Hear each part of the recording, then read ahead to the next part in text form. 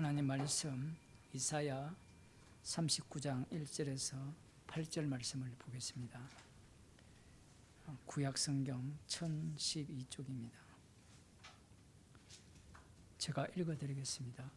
그때에 발라단의 아들 바벨론 왕 모로닥 발라단이 히스기야가 병들었다가 나았다 함을 듣고 글과 예물을 보낸지라. 히스기야가 사자를 인하여 기뻐하여 그에게 궁중 보물 곧 은금과 향료와 보배로운 기름과 모든 무기고와 보물고에 있는 것을 다 보였으니 궁중의 소유와 전 국내의 소유를 보이지 아니한 것이 없은지라. 이에 선지자 이사야가 히스기야 왕에게 나와 묻되 그 사람들이 무슨 말을 하였으며 어디서 왕에게 왔나이까? 히스기야가 가로되 그들이 원방 곧 바벨론에서 내게 왔나이다. 이사야가 가로되 그들이 왕의 궁전에서 무엇을 보았나이까? 히스기야가 대답하되 그들이 내 궁전에 있는 것을 다 보았나이다. 내 보물은 보이지 아니한 것이 하나도 없나이다. 이사야가 히스기야에게 이르되 왕은 만군의 여호와의 말씀을 들으소서. 보라, 날이 이르리니 내 집에 있는 모든 소유와 내 열조가 오늘까지 쌓아둔 것이 모두 바벨론으로 옮긴 바 되고 남을 것이 없으리라. 여호와의 말이니라. 또 네게서 날 자손 중에서 몇이 사로잡혀 바벨론 왕궁의 환관이 되리라 하셨나이다. 히스기야가 이사야에게 이르되 당신의 이른바 여호와의 말씀이 조소이다. 또 가로되 나의 생전에는 평안과 경고함이 있으리로다 하니라. 아멘. 신명기 29장을 보겠습니다. 29장 22절인데요. 너희 뒤에 일어나는 너희 자손과 원방에서 오는 객이 그 땅의 재앙과 여호와께서 그 땅에 유행시키시는 질병을 보며 그 온 땅이 유황이 되며 소금이 되며 또 불에 타서 심지도 못하며 결실함도 없으며 거기 아무 풀도 나지 아니함이 옛적에 여호와께서 진노와 분한으로 회멸하신 소돔과 고모라와 아드마와 스보임의 무너짐과 같음을 보고 말할 것이요. 열방 사람들도 말하기를 여호와께서 어찌하여 이 땅에 이같이 행하셨느뇨?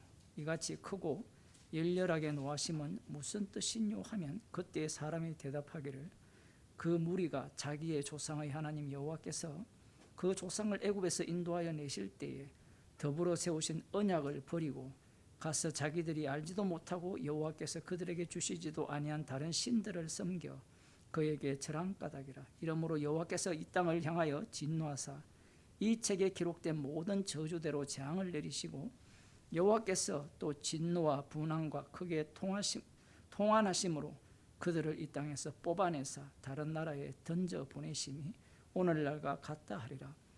오묘한 일, 감추인 일은 우리 하나님 여호와께 속하였거니와 나타난 일은 영구히 우리와 우리 자손에게 속하였나니 이는 우리로 그 율법의 모든 말씀을 행하게 하심이라. 말씀이 이미 모세를 통하여서 예언이 되어 있습니다. 이스라엘 자손들이 약속의 땅에 들어가게 되고 들어가서 우상을 섬기는 가운데 하나님이 심판을 합니다. 심판을 하면 할수록 더 우상 숭배로 빠지게 되고 결국 여호와 하나님께서 이들을 소돔과 고모라처럼 그 땅을 황폐케 하실 것이고 그 땅을 불살라 버리고 이스라엘 자손들을 약속의 땅에서 뽑아서 다른 나라에 던져 보낼 것을 말씀하셨습니다. 이게 이스라엘 백성들의 우리식으로 표현하면 운명이면 운명이고 계획된 바예요. 그러면 약속의 땅에 들어가고 싶습니까? 안 들어가고 싶습니까? 들어가는 이유가 뽑혀서 이 포로로 잡혀가기 위함이잖아요. 들어가고 싶어요? 안 들어가고 싶어요? 굉장히 중요한 이야기입니다. 인간들은 죽죠.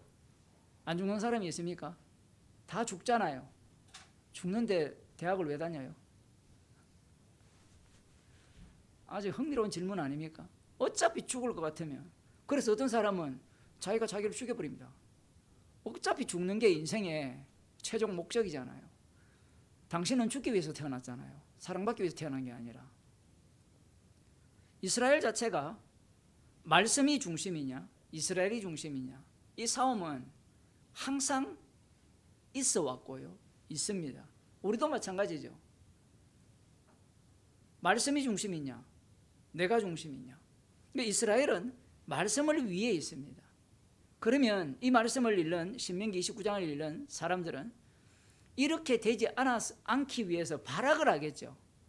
그죠? 발악을 한 결과가 히스기야 왕의 이 사태입니다.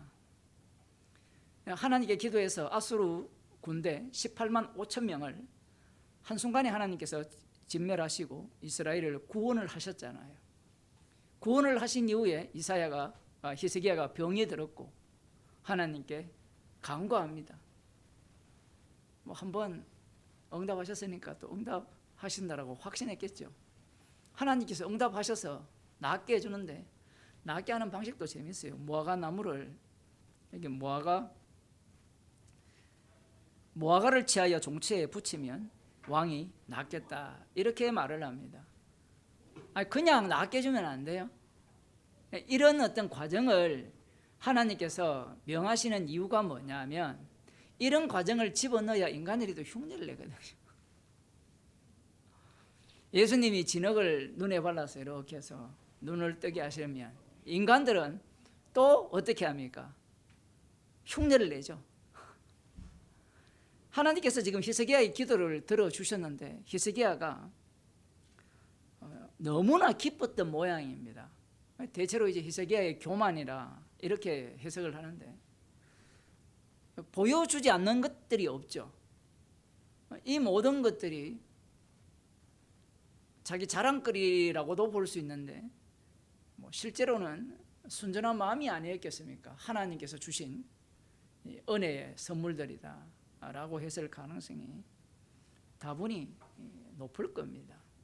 그러한 것을 보여줌으로 말미암아 이사야 선지자가 몰라서 묻는 게 아니죠. 뭘 보여주셨습니까? 무슨 말을 했습니까? 몰라서 묻는 게 아니라 확인하는 과정입니다. 그 한 이후에 이제 이사야가 바벨론으로 그 모든 것들이 옮겨지게 될 것을 말씀을 하시고, 자손 중에는 이 바벨론 왕궁의 황관이 될 것을 말씀을 하셨습니다. 사람들은 말씀을 대할 때 교훈으로 보려고 하죠. 교훈으로 보는 게 제일 좋아요. 제일 쉽고요. 근데 교훈으로 보게 되면 예수님을 십자가에 못 박아 죽입니다. 항상 그것을 우리가 염두에 두고 말씀을 봐야 돼요. 이것은 어떤 차원이냐면, 히스기야가 어찌할 수 없습니다. 이런 어떤 상황이, 우리 같은 경우에는 이런 상황에 도래하지 않기 위해서는 차라리 아수르에서 멸망시켜버렸으면 히스기야를 죽여버리고 새로운 왕이 세워지는 방식이 더 좋지 않겠느냐라고 할지 모르지만, 신명기에 하신 이 감추어진 일 있죠. 신명기 29장 29절에 보면, 감추어진 일은 우리 하나님 여호와께 속하였거니와 나타난 일은 영구히 우리와 우리 자손에게 속하였나니 이는 우리로 이 율법의 모든 말씀을 행하게 하려 하심이라. 그러니까 율법의 모든 말씀을 행하게 하려 하심이라고 했을 때, 이렇게 행하면 이렇게 된다라는 차원입니까? 안 그러면 이렇게 행하면 결국은 행한다는 의미가 두 가지 의미가 있는데, 어쨌든 율법을 위한 이스라엘인 거예요. 그래서 감추어진 일을 드러내는 현장이 이스라엘입니다.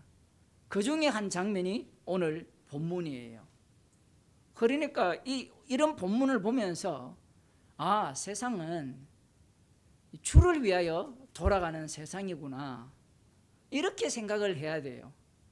우리들이 지난 과거를 후회를 하잖아요. 그 후회하는 이유가 뭐예요? 왜 후회합니까? 그렇게 안 했으면, 사장님한테 안 대들었으면 5만 원 받았을 건데 4만 원 받는 그런 일은 안 일어났을 건데, 주께서 그렇게 하셨어요. 성도에게는. 왜 그렇게 했느냐라고 하면, 모든 일은 합력하여 십자가를 증거하고 십자가를 자랑케 하고 그 사랑을 알아가기 위한 주님의 조치이기 때문입니다. 후회한다라는 것은 그때 그 일을 선택하지 않았다면 나에게 더 좋은 결과가 도래했을 것이다 라고 생각을 하는 거예요. 이 39장을 보면서 히스기야 왕 괜히 기도회가 낳는 바람에 우리가 바벨론 포로로 잡혀갔네, 이렇게 해석하는 것이 아니라 기도함으로 말미암아 인간의 죄가 드러나고 그 기도의 응답으로 말미암아 또 인간의 죄가 드러나고 말씀을 위하여서 그 결과로 그 말씀을 숨겨진, 하나님에 의해서 숨겨진 이 이스라엘을 통해서 드러내고자 하는 일을 드러내시기 위해서 이 상황을 주님께서 주셨구나, 그렇게 생각을 해야 됩니다. 요한복음 6장을 한번 보겠습니다. 여기에 보면 충격적인 말씀이 나오는데 6장 68절입니까? 거기에 봅시다.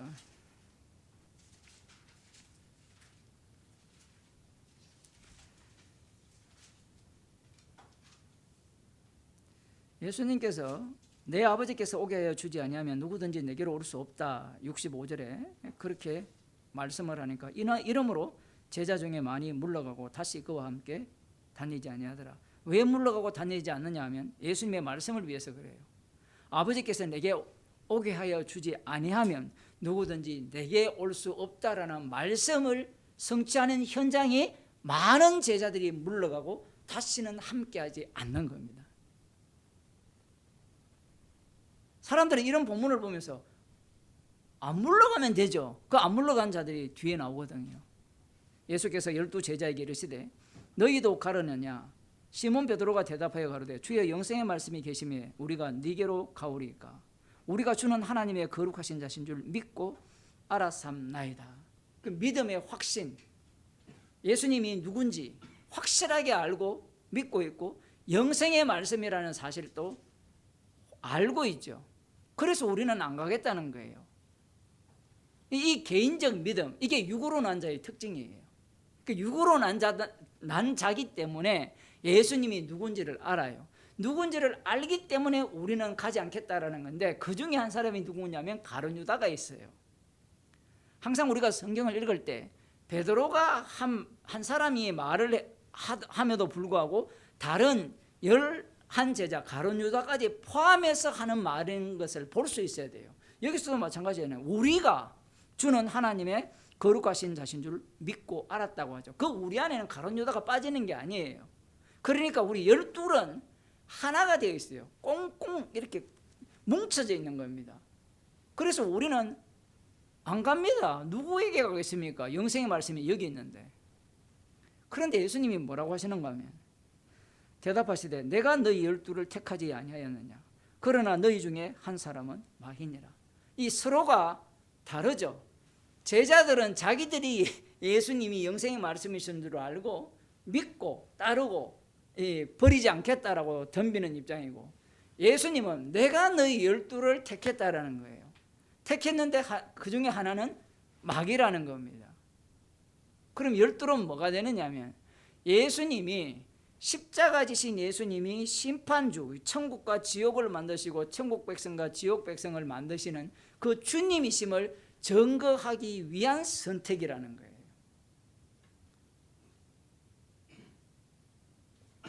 여기에 이 제자들이 동원된 겁니다. 따라 나선 거예요. 이걸 구약 이스라엘로 보게 되면 이스라엘이 구약에는 여호와가 심판주잖아요. 여호와가 심판주이심을 드러내기 위한, 언약을 드러내기 위한 이스라엘이었고, 지금은 구약 자체가 예수 그리스도를 증거하기 때문에 예수 그리스도의 주되심을 위한 이스라엘이 되는 겁니다. 여기에는 나의 구원, 나의 영생, 나를 위한 복음은 없습니다. 복음이 기쁜 소식이라 하잖아요. 그 기쁜 소식이라 했을 때 기뻐하심을 입은 사람들 중에 평화가 되잖아요. 기뻐하심을 입은 사람들에게만 기쁜 소식이 되는 겁니다. 희한한 것은 기뻐하심을 입은 사람 중에 대표 인물이 예수님이었잖아요. 그분이 십자가 지셨거든요. 그 이후에 성도들이 복음을 듣게 되는데, 복음을 들은 자들이 주의 이름 때문에 고난받고 핍박받고 제거당하는 그러한 일로 내몰리는데, 지금 12 이 제자들을 보게 되면 하나님께서 이들을 왜 이 당시에 태어나게 하고 예수님이 불렀고 예수님을 찾아 나섰고 예수님의 제자가 되었느냐라고 하면 예수님의 주되심을 위해서 이들은 택함을 받은 겁니다. 우리에게 일어나는 모든 일들이 십자가를 전가하기 위한 환경이고 사태고 그러한 어떤 사건들 속에서 우리가 살아가게 되는 거예요. 그 범사의 성도가 감사할 수밖에 없는 이유가 뭐냐면 나를 위한 세상이 나를 위한 어떤 환경과 조건이 눈꼽만큼도 없기 때문입니다. 기도하겠습니다. 하나님 아버지, 십자가 지신 예수 그리스도의 주되심을 전가하기 위해서 우리들을 주님의 자녀로 삼으시고 우리의 구원을 위함이 아니라 십자가의 피 공로를 전가하기 위하여서 우리를 주님의 증인으로 삼아주심을 감사드립니다. 일어나는 모든 일들이 십자가에서 다 이루신 주님을 전가하기 위한 일임을 알아보게 하셔서 예수 그리스도로 말미암아 범사에 감사가 넘치는 주의 백성이 되게 하옵소서. 예수님 이름으로 기도드리옵나이다. 아멘. 하늘에 계신 우리 아버지여, 이름이 거룩히 여김을 받으시오며 나라의 임하시오며 뜻이 하늘에서 이루어진 것 같이 땅에서 이루어지이다. 오늘날 우리에게 일용할 양식을 주옵시고 우리가 우리에게 죄진자를 사하여 준 것 같이 우리 죄를 사하여 주옵시고 우리를 시험에 들게 하지 마옵시고 다만 악에서 구하옵소서. 되게 나라와 근세와 영광이 아버지께 영원히 사옵나이다.